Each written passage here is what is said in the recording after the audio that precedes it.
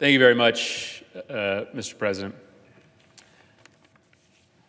Mr. President, I'm on the floor this afternoon to mark 5 years since the unthinkable, since 26 and 7-year-olds, 6 of their educators were killed in an elementary school in Sandy Hook, Connecticut. It changed the town of Newtown, it changed this country, the way that we think about gun violence, and it certainly changed me.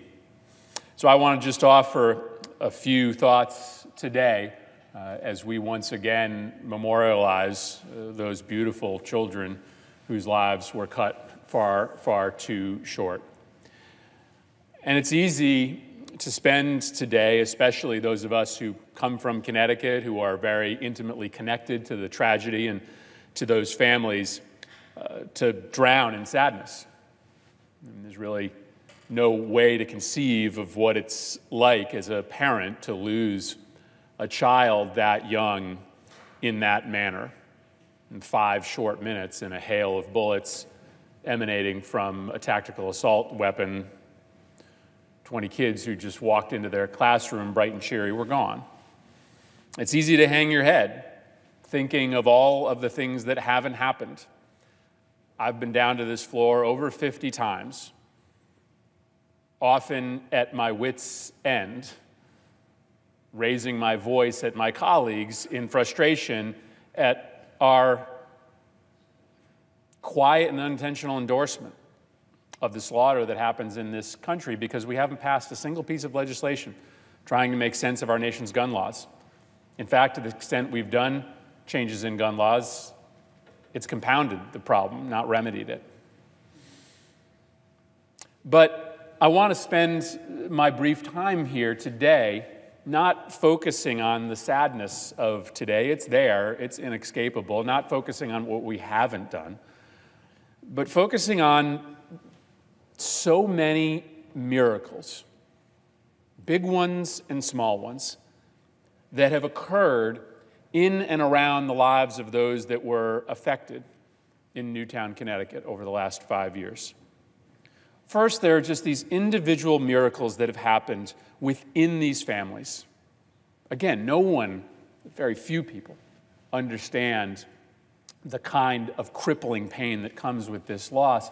And while these families will never be the same, they have found ways to rebound. They have found ways to still capture joy in their lives. Some have added to their numbers by welcoming new children into their family since then. They have rediscovered passions. They have made sure that the surviving children, the siblings, have been able to live lives of optimism rather than live lives of perpetual fear. I've gotten to know so many of these families. The parents and the kids are now close personal friends of mine, and watching the rebirth of these families, it just instills a sense of faith in the human spirit that is hard to explain. Those are small miracles, but they're important ones to remember on this 5-year anniversary. The miracles also come in the ways that lives have been changed and saved through the efforts that have sprung forth out of this tragedy. So many of the families joined together with their friends and started up small charitable organizations in the wake of the Sandy Hook shooting to try to find a way to take the beauty of these kids and transfer it to others. They're almost too numerable to mention, but the Anna Grace Project gives out a scholarship every year at Western Connecticut State University for incoming freshmen who are interested in studying music, because Anna Grace, her whole life was surrounded by music. The Vicky Soto Memorial Fund, it donates 5 books every year to every K-6 classroom in her hometown of Stratford. She was one of the teachers, one of the heroes of that day, and kids have the opportunity to read and to learn to love reading, which is what she taught to these kindergarten kids because of her foundation. The Charlotte Bacon Foundation pays for therapy dogs for kids and families in need, reflecting Charlotte's love of dogs. The Catherine Hubbard Foundation opened an animal sanctuary, 32 acres in Newtown, to help animals that had been rescued from abusive or neglective environments because of Catherine's love of animals. And the list just goes on and on. These are small, beautiful miracles that are happening all across Connecticut and all across the country, trying to honor the memory of these kids and their educators.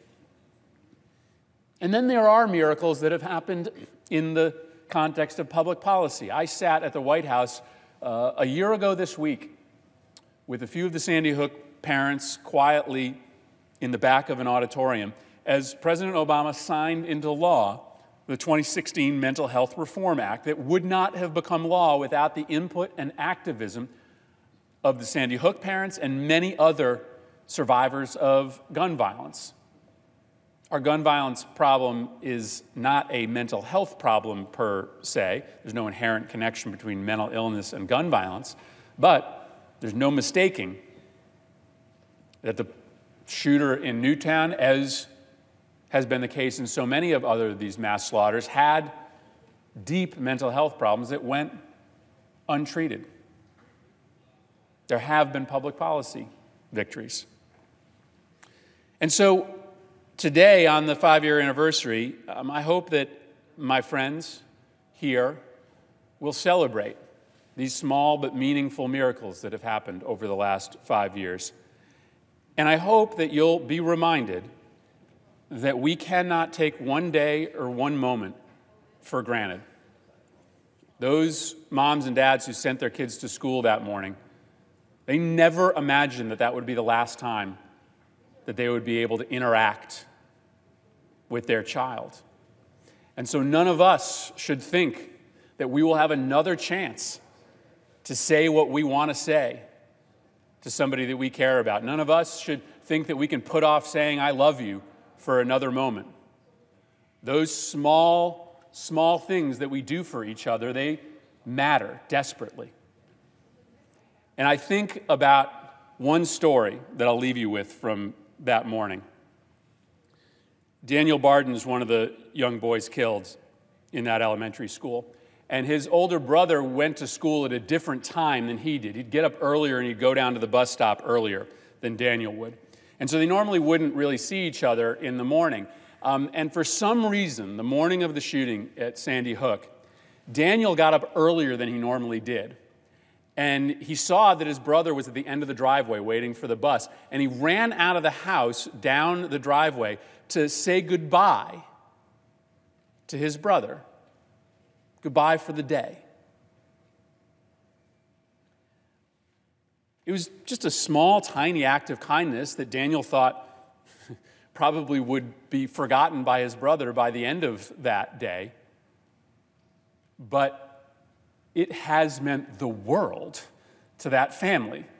The idea that Daniel got the chance to walk down the driveway and say goodbye to his brother before he went to school that day and never came back. Don't ever think that you'll have another chance to say what you want to say to a loved one, to someone that means something in your life. A few months ago, one of the Sandy Hook parents arrived unexpectedly in my office, and I got word from the front desk that she was there, and she just wanted to stop in for a few minutes. I said, of course, send her back. The mom who lost her child, who I've come to know very well. And she burst into my office, and she flung her arms around me. And she whispered into my ear, "Keep going." And she unclasped her arms and looked at me and said, "That's all I wanted to come and tell you." And after a few pleasantries, she walked out the door. Keep going. It's what Newtown has done over the last 5 years. It's what those families have found the courage to do over the last half a decade. For those of us who believe that the laws of this country must change in order to protect kids like those who lost their lives in Sandy Hook, it's what we do. And so as we mark 5 years since the violence at Sandy Hook Elementary School, we keep going. I yield the floor.